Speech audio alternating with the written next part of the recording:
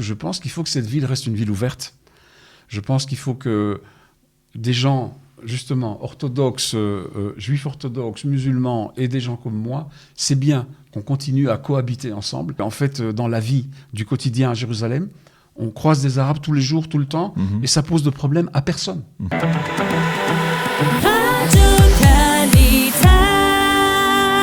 Nous sommes à la veille des célébrations du Yom Yerushalayim, le 54e anniversaire de la réunification de Jérusalem. Alors, au cours des prochaines minutes, nous allons parler de Jérusalem, de cette ville que l'on aime, de cette capitale de l'État d'Israël, de cette ville historique. Et nous allons en parler avec notre ami Michel Kishka. Michel, bonjour. Bonjour Daniel. Inutile de vous présenter, mais je dirais tout de même que vous êtes l'un des caricaturistes les plus célèbres d'Israël, si ce n'est le plus célèbre, et en tout cas, avant tout, aujourd'hui, vous êtes habitant, résident de Jérusalem, on peut dire quasiment depuis que vous avez fait votre Aliyah ? Pour ainsi dire, absolument. Oui. La même année, en tout cas. Oui. Voilà. Alors, on a un point commun au moins de ce point de vue-là. Je voudrais tout d'abord vous poser la question parce que vous êtes un Israélien laïque qui revendique sa laïcité. Et vous vivez dans cette ville qui devient d'année en année une ville plus religieuse, plus orthodoxe, avec aussi une population arabe importante. La première question, d'abord, on va commencer par le commencement. Pourquoi vous avez décidé de vous installer là, au moment de votre aliyah à Jérusalem ? Alors, avant de vous répondre à la question, je vais d'abord vous parler de ma première rencontre avec Jérusalem. Ma première rencontre avec Jérusalem, ça a été en 1969. J'avais 15 ans. Et on était venu pour un camp d'été avec la Shomer HaTzaïr, travailler dans un kibbutz et connaître le pays. On avait tous 15 ans, on était 35 petits Belges. Personne n'avait jamais eu la possibilité de venir en Israël. Il n'y avait pas des vols low cost à l'époque. Oui, bien sûr. Et je suis tombé amoureux du pays. Le pays, il était juste 2 ans après la guerre des 6 jours. Il était en plein boom, en pleine prospérité, construction, expansion, dans tous les bons sens du terme à l'époque.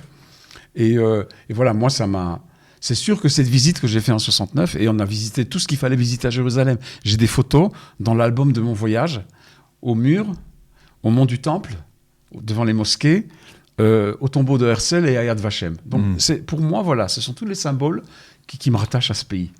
Yad Vashem pour le passé et le reste pour le présent. Et le mur aussi pour le passé. Donc lorsque vous avez fait votre aliyah, c'était presque naturel de venir s'installer à Jérusalem ? Quand j'ai fait mon aliyah, d'abord, j'ai fait mon aliyah en 74 et je voulais faire mes études aux Beaux-Arts à Jérusalem, à Betzalel. Oui. Donc, je n'avais pas le choix. Mes études, elles allaient être à Jérusalem. Et vu que j'ai été admis, je me suis installé à Jérusalem. J'ai fait mon aliyah à Tel Aviv en attendant que l'année scolaire s'ouvre, l'année académique ouvre. Et quand je suis venu à Jérusalem, je suis devenu Yerushalmi, comme on dit. J'ai rencontré ici ma femme qui était Ola de France. On s'est mariés, on a fait un enfant, on s'est acheté un petit appartement et on est tombé amoureux de Jérusalem en même temps qu'on est tombé amoureux l'un de l'autre. Ouais. Parce que c'est vrai que moi qui viens de Belgique, à Tel Aviv, c'était un peu comme un knock, pour un Belge. Knock le zout. Voilà. Ouais. Jérusalem, c'était vraiment une rencontre avec ce que les orientalistes au 19e siècle ont découvert. Donc c'est vraiment la porte de l'Orient.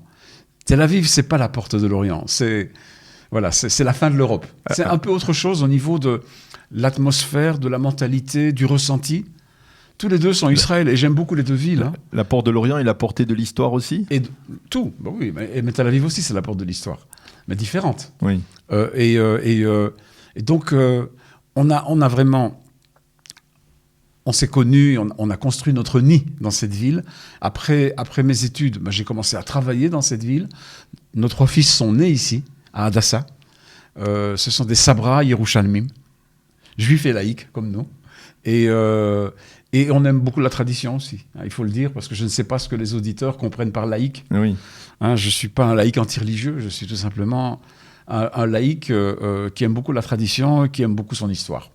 Et voilà, donc, c'est vrai qu'au fil des années, il y a eu un changement. Il y a eu un changement au niveau de ce qu'on appelle l'immigration négative.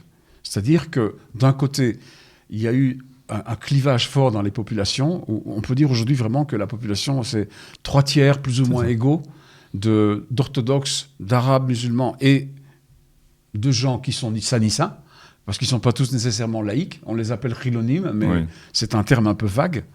Et c'est vrai que les gens qui ont commencé à quitter la ville, disons, dans les 20 dernières années, plutôt les gens de ma génération, et surtout les jeunes. Surtout les jeunes qui, après l'armée, ne voyaient pas tellement leur avenir dans le monde du travail à Jérusalem, qui était quand même, il y a 20 ans, beaucoup plus limité qu'aujourd'hui. Donc il y a eu cette émigration négative. Et puis, plein de gens de mon âge ont des enfants qui ont eu des petits-enfants qui sont tous dans le centre du pays. Et un jour... C'est votre cas, vous voulez dire, oui. Vos enfants ne sont pas à Jérusalem? Non, ils ne sont pas à Jérusalem, mais depuis après l'armée, grosso modo. Et pourquoi ont-ils décidé de quitter? Chacun pour ses raisons. Mais est-ce que c'était une décision, on va dire, presque idéologique, que l'on peut dire, ou non? Non, pratique. Ah, pratique. C'était pratique. D'abord, leurs amis n'étaient déjà plus ici. Mm-hmm. Parce que quand même, quand on grandit dans cette ville, comme c'est leur cas, et qu'on passe la maternelle, la primaire, le lycée, avec des amis d'enfance qu'on a autour de soi, et puis ils ne sont plus là, je pense que voilà, il y a eu... Tel Aviv était très attractif aussi, il faut pas l'oublier, pour les jeunes. Ça proposait des postes de travail, et puis le pays était aussi dans sa phase de développement dans le domaine du high-tech. Donc il y a énormément de jeunes qui sont allés chercher du travail en dehors de Jérusalem. On peut dire que c'est un peu normal. Michel, quand vous dites en parlant de la tradition, vous parlez de la tradition, oui. Qu'est-ce qui vous touche encore dans cette tradition de Jérusalem et qui, entre autres, vous pousse à rester, vous qui êtes laïque, donc dans cette ville? Alors moi, les raisons pour lesquelles je reste, maintenant, elles sont différentes de celles pour lesquelles j'y suis venu. Ouais. Je reste parce que j'ai pas envie de la quitter. Et j'ai pas envie de la quitter parce que je pense qu'il faut que cette ville reste une ville ouverte. Je pense qu'il faut que des gens, justement, orthodoxes, juifs orthodoxes, musulmans et des gens comme moi, c'est bien qu'on continue à cohabiter ensemble. Il y a à Jérusalem, et à Haïfa, à Yafo, à Saint-Jean d'Acre, quelques villes en Israël, il y a une espèce de vivre ensemble dans le quotidien, pour des raisons pratiques, qu'on connaît assez peu. Nos éditeurs qui ne sont pas en Israël et qui nous entendent ne comprennent pas qu'en fait, dans la vie du quotidien à Jérusalem, on croise des Arabes tous les jours, tout le temps, et ça pose de problème à personne, sauf aux extrémistes. Ça ne pose aucun problème. Et je pense qu'il y a une espèce une harmonie qui me plaît beaucoup. Mon fils aîné, qui est spécialiste en art culinaire, fait des tours guidés des marchés de Jérusalem. Il emmène ses groupes à Machane Yehuda, qui est ce qu'on appelle vraiment le bastion du Likoud à Jérusalem. Et il va dans les marchés de la vieille ville où il connaît tous les fabricants de houmous, de trina, de halva, de baklawa. Et il se sent chez lui des deux côtés. Il se sent chez lui, il se sent bien. Et moi, c'est un peu comme ça que je me projette. J'aimerais bien que Jérusalem, justement, il faut qu'elle reste ouverte. Je pense que si tous les gens qui ne sont ni orthodoxes d'un camp ni de l'autre finissent par quitter la ville, ça va devenir une ville morte. Ça va devenir une ville morte dans laquelle il n'y aura plus de culture, il n'y aura que du culte, et elle n'aura plus du tout l'attrait qu'elle a. Et je pense aussi que la laïcité me permet d'être tolérant. Et il n'y a pas tellement de tolérance du côté extrême de toutes les religions, quelles qu'elles soient. Je ne parle pas de la nôtre ou de celle des autres. Et pour moi, c'est très important de continuer ce vivre ensemble. Alors c'est vrai, il y a des gens qui disent « Oui, c'est orthodoxe, la ville, elle est devenue orthodoxe, il y a plein d'Arabes. » J'aime pas du tout cette façon de parler. De toute façon, en Israël, 20% de la population est arabe, et il faut faire... Voilà, c'est un fait. C'est un fait. Alors, et ça va rester comme ça. Alors, on va essayer. Je voudrais profiter. Vous êtes donc un véritable Yerushalmi. Oui. Pour parler de votre quartier, parce que c'est un quartier très intéressant, le quartier de la Moshava germanite, où vous résidez depuis de nombreuses années. Oui. Parlez-nous de ce quartier. Qu'est-ce qu'il a? Quel est son timbre particulier? Quelle est cette capacité aussi, peut-être, de vivre aussi avec d'autres populations? Parce qu'il y a beaucoup, justement, à la Moshava germanite, il y a beaucoup de gens laïcs comme vous, mais il y a aussi des gens religieux, il y a une cohabitation. Parlez-nous un peu de ce quartier. Bon, d'abord, c'est un quartier qui est près de tout et qui est en même temps, on a l'impression d'être un peu dans un village, avec énormément de verdure. Et puis c'est un quartier qui s'est construit au 19e siècle, et en fait, au niveau architectural, pas que la Moshava, les quartiers qui sont attenants à la Moshava sont parmi les plus beaux de Jérusalem, et ils sont authentiques. Il y a vraiment quelque chose, je sens que quand je me promène là-bas, j'ai toujours quelque chose à découvrir et à voir. Et pendant l'année du Corona, dans les périodes où on pouvait se balader dans un périmètre d'1 kilomètre, mon plaisir, c'était de me balader dans mon quartier vide et de voir sa beauté, en fait. Et la beauté de la nature, et la beauté des maisons, la qualité de l'air, la beauté du ciel et des nuages. Non, il y a quelque chose... Vous savez, je suis un peu dessinateur, je suis aussi un petit peu poète. Moi, voilà. C'est vrai que ce quartier, au niveau de la population, il a beaucoup changé avec les années. C'est un quartier au niveau immobilier où les prix ont flambé. Ils ont flambé de façon météorique, mais ça ne date pas d'aujourd'hui. Donc il y a vraiment... C'était aussi un quartier où il n'y avait pas au début de café, et aujourd'hui, voilà. Il n'y a quasiment que des cafés. Il y avait des commerces de proximité. Oui. Il y en a de moins en moins. Aujourd'hui, il faut aller dans un centre commercial pour acheter un clou. Moi, j'aime moins ça. Et puis, il y a plein de cafés où il y a plein de gens. Il n'y en a pas un seul qui soit vraiment bon, à mon sens. Je préfère prendre le café chez moi et manger chez moi qu'aller m'asseoir là-bas. C'est vrai que le quartier, il a commencé à devenir très anglo-saxon à un moment donné. Il y a aussi beaucoup de Français, mais anglo-saxons religieux.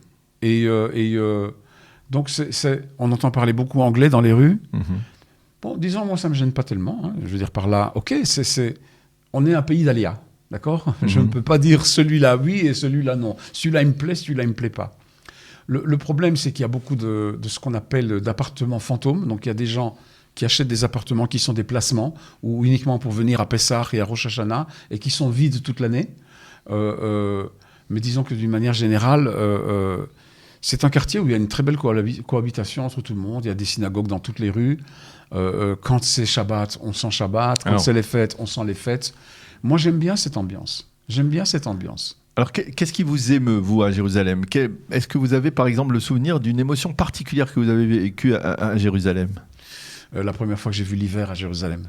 Ah oui, la neige. L'année où j'étais étudiant, ou l'année de mon mariage, on est allé se promener dans la ville blanche.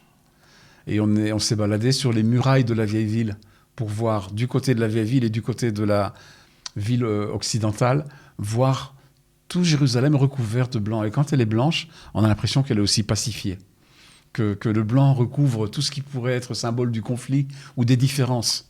Avec des toits de tuiles d'un côté, avec des toits plats d'un autre côté, tout est blanc et on est tous égaux. Voilà. Et ça, c'est une émotion. Et puis, j'enseigne au Mont Scopus, à Betzalel, et le Mont Scopus se trouve à la ligne où, du côté de l'Est, c'est le désert, c'est la vallée de la mer Morte et le plateau de Jordanie, et à l'Ouest, on voit la vieille ville, et puis c'est du côté de Tel Aviv, de l'intérieur du pays.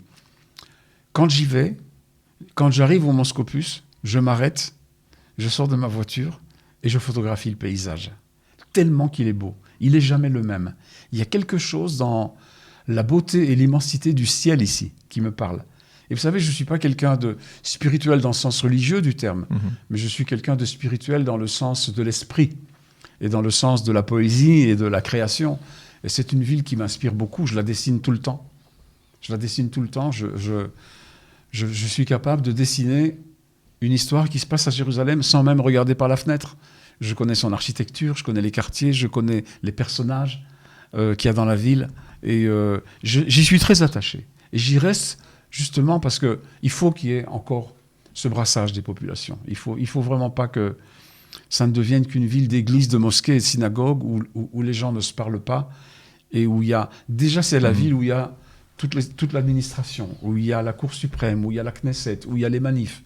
Donc ça va, c'est déjà pas mal. Et c'est une des raisons pour lesquelles beaucoup de gens partent. Il y a le poids de ce qui se passe ici qui, pour certains, est insupportable.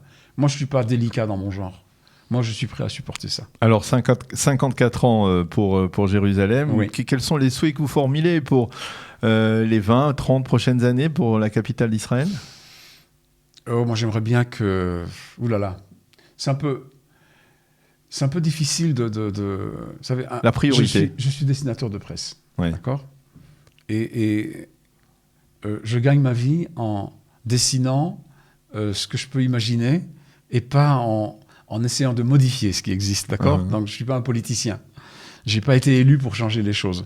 Non, je pense que il faut vouloir pacifier Jérusalem d'une façon définitive, le conflit dans lequel on vit tous. Il va falloir trouver une solution dans le long terme. Je n'ai pas la solution, d'accord ? Mais j'aimerais bien que ça reste une ville ouverte, que ça reste une ville unifiée où chacun se sentirait chez lui. Et alors là, voilà, on peut me dire c'est fleurs bleues, c'est eau de rose. Bon, ben, très bien, je l'assume. Moi, disons, je pose mon discours par rapport à c'est la terre promise des Juifs et les Arabes n'ont rien à faire ici. J'entends ces discours, je ne les invente pas. D'accord ? Et disons que si je devais aujourd'hui me définir par ordre prioritaire, je suis avant tout israélien. D'abord, j'ai fait un choix de venir faire ma vie ici, il y a 48 ans bientôt. Je suis d'abord israélien, je suis juif. Et je suis francophone. Mais ça fait partie de mes racines. Et je suis ashkénaze. Et je suis laïque. Et tout ça, je l'assume sans aucun problème. Et je suis habitant de Jérusalem. Et je suis habitant de Jérusalem. Yerushalmi, comme on dit. Et c'est très, très important. Moi, j'aime vraiment beaucoup cette appartenance. Et j'enseigne aux Beaux-Arts où des étudiants viennent du pays entier. Et aussi des étudiants de villages et de villes arabes d'Israël pour venir étudier. Et certains restent dans la ville. Et il y en a qui ont, comme je l'ai eu il y a 47 ans, ils ont le coup de foudre. Et il y en a qui vont chercher de faire leur vie ailleurs. Eh bien, Michel Kichka, merci beaucoup de nous avoir fait partager votre amour pour Jérusalem pendant quelques minutes à l'occasion de ces festivités du 54e anniversaire de la réunification de la ville. On peut se souhaiter mutuellement bonne fête de Yerushalayim. C'est vrai, mais j'aimerais bien que ce ne soit pas une fête nationaliste de droite. Oui, que ce soit la fête de tout le monde. D'accord. Et je suis content de vous avoir comme voisin dans cette ville, Daniel. Merci beaucoup, nous aussi. Merci beaucoup. Bonne fête. Bonne fête.